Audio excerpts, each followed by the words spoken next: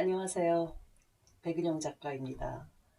예, 오늘은 우리 가족이 사는 방법, 우리 가족이 사는 법에 대해서 좀 말씀을 드리려고 하는데요. 제가 진로 교육을 하다 보니까 아이들에게도 그 부분에 신경을 많이 써서 키웠고요. 그리고 오늘은 우리 가족이 사는 법으로 제목을 정한 게 네 명의 가족이 다 등장을 하거든요. 음, 그래서 우리 막내 아들이 고등학교 1학년 때 자퇴를 하려고 했어요. 그 아이가 이제 원해서 어, 자퇴를 하겠다고 이제 얘기를 했고, 그것이 굉장히 가족에게는 이제 하나의 그 고민거리가 된 거죠. 저 같은 경우는 이제 찬성을 했고, 왜냐하면, 진로 교육을, 진로 쪽에 공부를 해보다 보면, 외국 아이들은 요새 14세 창업 이런 얘기 굉장히 많이 하고, 그 아이들이 14세에 창업을 하면서 자기네들끼리 그런다고 그래요. 너 요번에 몇 번째 창업이냐? 그러면 벌써 14세 이전에 몇 번의 창업을 경험했다는 거거든요. 그래서 이제 그런 것들을 제가 접하면서 우리 아이가 자퇴를 한다고 해서 걱정될 것도 없고 오히려 반기고 싶더라고요, 저는. 그랬는데 또 아빠는 반대를 했죠. 왜냐하면 그 자퇴를 하게 되면 그 인적 네트워크가 사라지잖아요. 그리고 그 안에서 배울 수 있는 인성이라든지 이런 것들이 진짜 혼자 각기전투를 해야 되는 그런 상황이 되니까 아빠는 좀 반대를 했어요. 그런데 이제 저는 찬성을 하고 그러다 보니까 이제 가족 간에 아빠와 제가 이제 의견 조율을 하는 그 과정에서 큰아들은 어떻게 생각할까? 그런 생각을 했어요. 왜냐하면 이 큰아들이 막내를 되게 예뻐하고 사랑하거든요. 그래서 어, 그 아이가 그때 기숙학원에 있었어요. 재수를 하느라고. 그래서 제가 그랬죠. 형한테 가서 한번 물어보자. 그랬더니 작은 아이가 아유 형 공부하는데 신경 쓰이니까 하지 말라고 그러더라고요. 그런데 제가 생각했죠. 물론 큰아이에 지금 재수 한 달여 남은 그 수능 기간도 굉장히 중요하지만 이 막내 아이의 진로도 수능 못지않게 중요하다. 그래서 제가 그랬죠. 아니야. 형도 중요하지만 너의 지금 문제도 굉장히 중요한 문제이니 우리 형한테 가서 한번 가족 회의를 해보자. 그러고 나서 이제 아들 기숙학원에 가서 어 이제 보낸 하루의 일을 제가 그 다음 아고라에 지금은 아고라가 있는지 모르겠는데요. 그때 당시에 2010년도였는데 아고라에다가 제가 글을 썼어요. 그런데 그날 그 박지성 선수 뭐 무슨 얘기가 이슈거리가 있었는데 그분들의 그 글을 제치고 제가 일간 베스트를 했어요.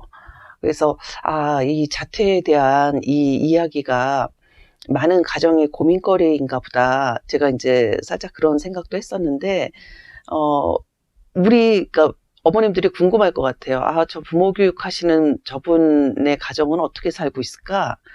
예. 그래서 그냥 그때 썼던 그 글을 한번 읽어 드리고 싶었어요. 그래서 어머님들 한번 들어보세요. 우리 가족이 사는 법. 막내 아들 녀석이 자퇴를 한다고 한다. 이유인즉 자신은 빨리 사회에 나가 할 일이 있는데 학교를 다니면서는 그 꿈을 이루기 어렵다는 것이다. 만약 자퇴를 한다면 이번 달 내에 결정을 해야 내년에 검정고시를 볼 수 있다고 한다. 남편과 나는 아들이 자신의 인생을 스스로 계획하는 모습과 용기에 무척 기뻤다. 그러나 다른 한편으로는 공교육에서 얻을 수 있는 많은 것들이 아들의 인생에서 빠져나갈까봐 걱정을 하였다. 남편은 극구 반대를 했고 나는 아들이 각오가 되어 있다면 열심히 밀어주려 하였다. 이런 팽팽한 긴장감 속에서 재수를 위해 기숙학원에 있던 큰아들의 조언이 너무도 간절히 필요했다. 그 아이라면 이 상황에서 어떤 판단을 내려줄까? 큰아들로서 항상 듬직하고 믿음직스러웠던 아이였기에 그 아이의 의견을 판단의 기준으로 삼고 싶었는지도 모른다. 막내의 선포로 남편과 나는 대화를 많이 하였고 어떤 때는 남편의 의견에 동조하기도 하고 어떤 때는 다시 나의 생각으로 돌아오기도 하였다. 막내도 형의 말이라면 잘 받아들였기에 막내에게 물었다. 형에게 상의하자. 그랬더니 아이는 형의 수능도 얼마 안 남았는데 괜히 신경 쓰이게 하지 말란다. 나는 다시 생각해 보았다. 물론 큰아들의 수능도 중요하지만 그 아이에게 한없이 소중한 동생의 문제도 큰아이에겐 중요하리라는 생각을 했다. 남편에게 상의한 후 일요일을 택해 막내 아들과 함께 큰아들을 찾아갔다. 전화로 상황을 대충 말해놓고 형으로서 동생에게 자퇴하지 말고 학교에 다니면서 열심히 하라고 설득해달라는 말도 미리 해두었다. 드디어 기숙학원에 도착하여 우리 네 식구가 모처럼 만난 식사를 하였다. 막내의 이야기를 꺼내려 하니 큰아이가 엄마 우리에게 1시간만 주세요. 둘이서 내 방에 가서 이야기하고 올게요. 한다. 남편과 나는 큰아들이 그동안 이곳에서 흘렸을 땀과 노력, 미래의 꿈 등을 떠올리며 본의 아니게 기숙학원 주위를 산책하였다. 1시간을 달라던 아이들은 2시간이나 보내고 있었다. 이제는 가야 할 시간이라 문자를 보냈더니 그제야 두 아들이 내려왔다. 큰아들은 막내를 차에 태웠고 우리 셋은 밖에서 막내와 어떤 이야기를 나눴는지 들으려고 섰다. 아빠, 엄마, 둘째 아들 잘 키우셨어요. 걱정 안 하셔도 될 것 같아요. 저는 용기가 없어 하지 못한 일을 막내는 할 것 같아요. 말리려는 생각으로 막내의 말을 들었는데 아무래도 자신이 동생을 막을 수 없었다는 것이다. 목표도 뚜렷하고 공부할 계획도 모두 세워놓았다는 것이었다. 그리고는 하는 말이 아빠가 우리를 늦게 낳으셔서 이제 아빠도 많이 늙으셨고 우리 뒷바라지 하시기 힘드시리라고 생각이 돼요. 막내는 이런 상황이니 우리가 돈을 벌어야 하는데 좋은 대학을 가고 아르바이트를 해서 그 다음에 공부할 것은 자신이 준비한다고 하네요. 자식, 나 없는 사이에 훌쩍 커버렸네요. 잘 컸어요. 걱정하시지 마세요. 저보다 나아요. 나는 이 말을 들으며 다른 말보다도 혹여 남편이 자신의 경제력에 대해 신경을 쓸까봐 내심 마음이 쓰였다. 남편은 정말 내가 보기에도 참으로 청렴하고 강직한 사람이다. 그리고 돈에 대해서는 무심해 보였는데 얼마 전 내게 지나가면서 하는 말에 마음이 아팠던 기억이 떠올랐다. 여보, 여태까지 별로 느껴보지 못했는데 내가 좀 더 능력이 있었으면 하는 생각이 들어. 지금 그게 후회되네. 그때는 못 들은 척 지나갔지만 남편을 아는 나는 그 말이 얼마나 사무치는 말인지 알기 때문이다. 그런데 그 말을 아들들이 지금 하고 있는 것이다. 차를 타고 돌아오는 내내 나는 이 말이 자꾸 떠올라 남편 눈치를 슬금슬금 보며 혹시 이 사람도 나처럼 그 말을 생각하고 있는 것이 아닌가 하는 생각에 마음으로 울며 한편으로는 아들들이 그동안 많이 컸다는 뿌듯함에 만감이 교차하였다. 어쨌거나 모른 척, 못 들은 척 태연하게 행동했고 집에 도착해서는 이내 잠이 들었다. 새벽에 일어나 보니 남편이 컴퓨터를 켜고 무엇인가 하고 있었다. 여보 뭐해? 잠 안 자고. 잠이 안 와서. 자식들 많이 컸네. 그러게. 아침에 아들 기숙학원 사이트에 들어갔다. 그런데 생전 안 쓰던 남편의 편지가 아들에게 보내져 있었다. 2010년 10월 18일 5시 30분. 최선을 다해준 아들 현준에게, 우리 아들 현준아, 이젠 남은 날 한 달여. 그간 너무 고생 많았지? 깊은 생각, 많은 생각 하는 시간이 되었을 거야. 지루함, 짜증, 답답함, 졸음, 억압, 불편함 등등. 나의 적성, 나의 꿈, 나의 능력, 나의 미래에 대한 불확실성을 참아내고 견뎌내고 이겨내고 적응하고. 현준이도 잘 알 거야. 이 시간들이 너를 큰 사람으로 성장시켰고 이 시간들은 너의 삶을 위한 아주 소중하고 귀중한 시간이었다는 것을. 이제 기숙학원에서의 긴 여정을 정리할 시점이 되었구나. 앞으로 한 달간만은 많은 생각들에서 완전히 벗어나 오직 수능만을 생각해야 되는 시기라는 것을. 고등학교 3년간 기숙학원에서 배워 쌓아온 과목들을 수능을 위해 핵심만을 생각하고 머리에 뚜렷하게 새겨라. 오직 한 달밖에 머리에 새길 시간이 없다. 아들아, 그간 성실히 최선을 다했으니 아빠는 만족한다. 최선을 다해라. 최선을 다한 후의 결과는 조건 없는 만족 아니겠니? 아들아, 힘내라. 아빠가 필사한 598페이지의 성서의 힘이 반드시 현준이를 도울 것이다. 너의 성공을 위해 아빠가. 이 글은 수능 한 달 남은 날 보내기 위해 준비한 것이다. 오늘 너를 만나고 돌아오면서 듬직한 너를 보고 아빠는 가슴 벅차고 너무 행복했다. 너무 잘 커준 현준이를 보았기 때문이다. 어서 11월 18일이 지났으면 한다. 아빠가 너와 함께 하고 싶은 일들을 1년이나 기다리고 있었거든.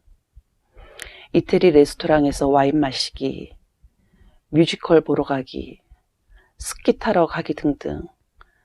아들아, 아빠가 기다리고 있을게. 사랑한다. 남편은 온 밤을 무슨 생각을 하며 새벽에 이런 편지를 큰아들에게 보낸 것일까? 막내 아들의 자퇴 사건은 해프닝으로 끝났지만 그날 우리 부부는 삶의 열정을 가지고 자신의 삶을 개척하려는 막내와 지혜와 사랑으로 우리 가정의 중심을 지켜주는 큰 마음을 가진 큰아들을 보며 행복한 하루를 보냈다. 남편이 간혹 미울 때도 있었다. 그러나 나의 아들들을 이 세상에서 가장 사랑하는 사람은 오직 남편뿐이다. 이런 일이 있은 후 나는 마음속으로 막내를 밀어주려는 결심을 했다. 그리고 이 문제를 상의할 사람들을 찾아다녔다. 그러던 중 한 선생님을 만나게 되었다. 그분은 미술학원에서 많은 학생들을 만나보았기 때문에 아이와 상담을 하면 그 아이의 장래에 대한 해결책을 내려줄 것이라 생각하여 막내와 함께 찾아갔다. 초면인데도 3시간가량 시간을 내주며 조언을 해주셨다. 그날 이후 아들은 자퇴한다는 결심을 스스로 접었고 지금은 미술학원과 학교 미술부에서 열심히 활동하고 있다. 예. 이게 이제 한 10여 년 전의 얘기예요. 정확히는 한 9년? 이 아이가 그때 17살이었고, 지금 26이니까 9년 전이죠. 이 아이가 어떻게 컸을까요? 저는 이 아이를 키우면서 굉장히 놀랬던 점도 있고, 요새 그 아이랑 일화가 있어요. 그 아이 책상에 원칙이라는 책이 놓여 있는 거예요. 요즘에 굉장히 핫한 책이죠, 원칙. 그래서 제가 혼자서 막 깔깔거리고 웃었어요. 왜 웃었냐? 제가 이제 우리 막내가 아장아장 걸을 때 수퍼 나들이를 했어요. 그러니까 큰애 손잡고 이제 작은애 걸려가지고 가서 애들한테 그랬죠. 하나씩 골라봐 그랬어요. 그랬더니 큰아이는 초콜릿을 이렇게 흔들면서 엄마 나 이거 그래서 그래 너 초콜릿. 그러고 나서 작은 애가 없어진 거예요. 그래서 얘가 어디 갔나 하고서 막 이렇게 찾는데 아이가 구석에서 박스를 들고 있는 거예요. 그래서 너무 놀랬죠. 그래, 만약에 제가 부모 교육을 안 했으면 아마 그렇게 생각을 했을 거예요. 이 녀석은 욕심이 너무 많아. 욕심을 없애는 법을 좀, 없애게 교육을 시켜야 되겠어. 이랬을 것 같아요. 그런데 저는 그때, 쟤는 다르구나. 그 생각을 했어요. 그런데 요즘에 26이 됐잖아요. 그 아장아장 하던 애가. 그런데 원칙책을 읽고 있는 것을 보고 제가 왜 깔깔거리고 웃었냐면 그때 생각이 난 거예요. 이 아이는 하나를 고르라는 그 원칙에 충실했던 애구나. 그러니까 자기 성에는 안 차니까 박스를 들면서 낑낑거리고 있었던 거예요. 그러니까 그런 어떤 그 아이 내면에 갖고 있었던 거죠. 원칙이라는 게. 원칙을 지키는구나. 엄마가 한 가지씩 고르라고 했더니 그 원칙은 깨지 않는 범위에서 자기가 취하고 싶은 건 취하는. 그래서 요즘에 이제 깔깔거리고 제가 이렇게 책상을 보다가 웃었는데 그러던 아이가 제가 이 얘기는 왜 하냐면요. 아이들의 진로를 어떻게 어머님들이 관찰하고 그것을 이끌어 줄 수 있느냐 이런 얘기를 좀 해드리려고 하는 거거든요. 어렸을 때는 그랬고요. 그래서 이제 얘는 좀 스케일이 다르구나. 얘는 사업을 하겠는데 이제 그 마음을 갖고 있었어요. 그런데 초등학교 때 두 아이에게 제가 물어본 적이 있어요. 저희는 이제 아파트를 사니까 니네들은 어떤 집에서 살고 싶어? 한번 물어봤어요. 그랬더니 이 아이가 그 막내 아이가 이러는 거예요. 엄마 나는 옥탑방에서 살고 싶어 이래요. 초등학교 때. 그래서 그때 당시 옥탑방 고양이라는 그 드라마가 있었기에 얘가 그 드라마를 보고선 이런 말을 하나? 그러면서 이제 물었죠. 옥탑방이 어떤 건데? 그랬더니 엄마 내가 친구네 집에 놀러 갔더니 그 할아버지랑 얘네가 같이 살고 있는데 걔네 옥탑방에 살아. 그리고 그 할아버지가 그 건물 주인이야. 그러는 거예요. 그러니까 얘가 살고 싶었던 거는 건물주로서 살고 싶었던 거예요.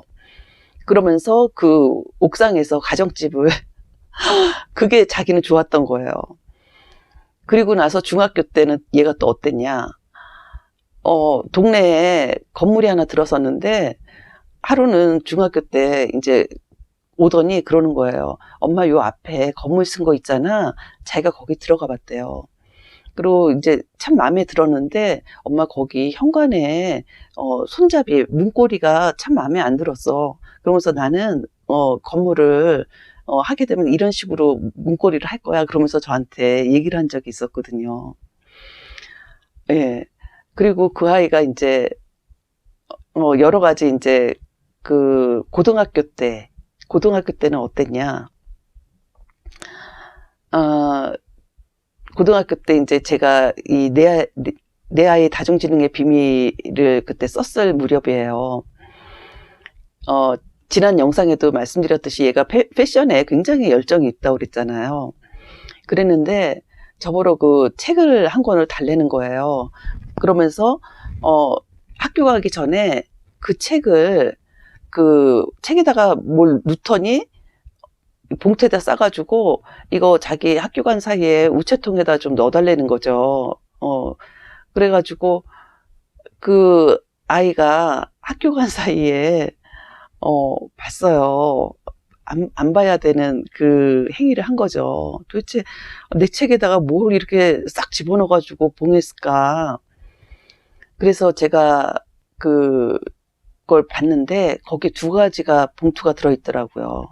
하나는 자기소개서, 그리고 하나는 이력서였어요. 고1짜리가.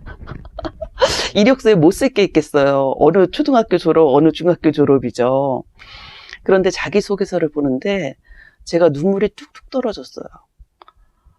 이 아이가 자기가 가고 싶은 패션 회사가 있었거든요. 그런데 그 회사 사장님한테 자기소개서를 쓴 거예요.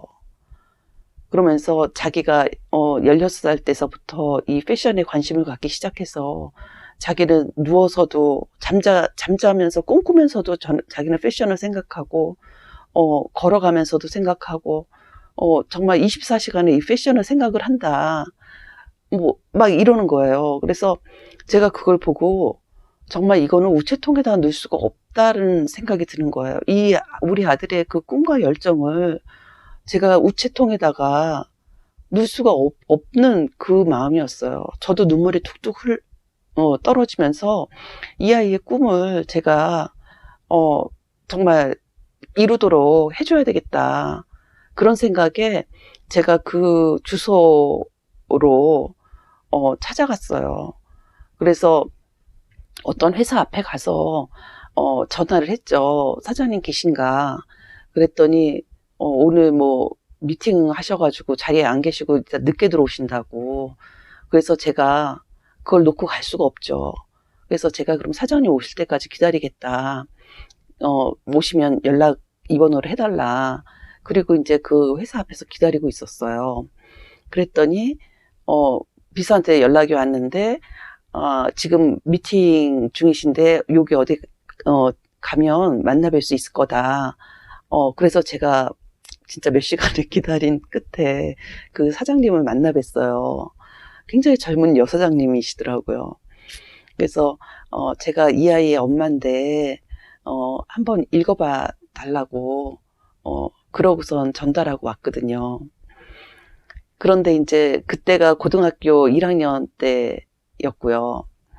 그리고 나서 그 아이가 이제 대학을 갔죠. 대학을 가서 군대를 갔다 왔고 그다음에 이제 3학년 복학을 했는데 그때 취직이 됐어요. 그래서 지금 회사 생활 잘 하고 있는데 이 아이의 꿈을 또 최근에 얘기를 들었어요. 그래서 그 꿈을 듣고 나서 굉장히 흐뭇하고 시대에 맞게 얘가 가고 있구나. 그런 생각을 제가 했어요. 그래서 두 아이에 대해서는 정말 하고 싶은 말이 너무너무 많거든요. 왜냐하면 그 아이들과의 그 에피소드가 사실은 제가 다 부모 교육과 진로 교육과 이것을 다 접목한 거이기 때문에 얼핏 들으면 저의 개인 사생활의 얘기 같지만 그것이 부모 교육과 이 진로 교육을 어떻게 애들한테 접목하면 되는구나 하는 하나의 예시가 될 수 있기 때문에 제가 시간이 날 때마다 얘기를 하도록 하겠습니다. 예, 어머님들 우리 아이들 꿈 그리고 진로 꿈하면 우리가 설레잖아요. 그 꿈을 아이가 갖고 있다면 정말 조력하시고 지원해 주시는 그런 부모님이 되셨으면 하고요. 아직 꿈을 갖고 있지 않다면 그 아이가 꿈을 찾는 거를 도와주시는 그런 어머님들이 되셨으면 좋겠습니다. 어머님들 사랑합니다.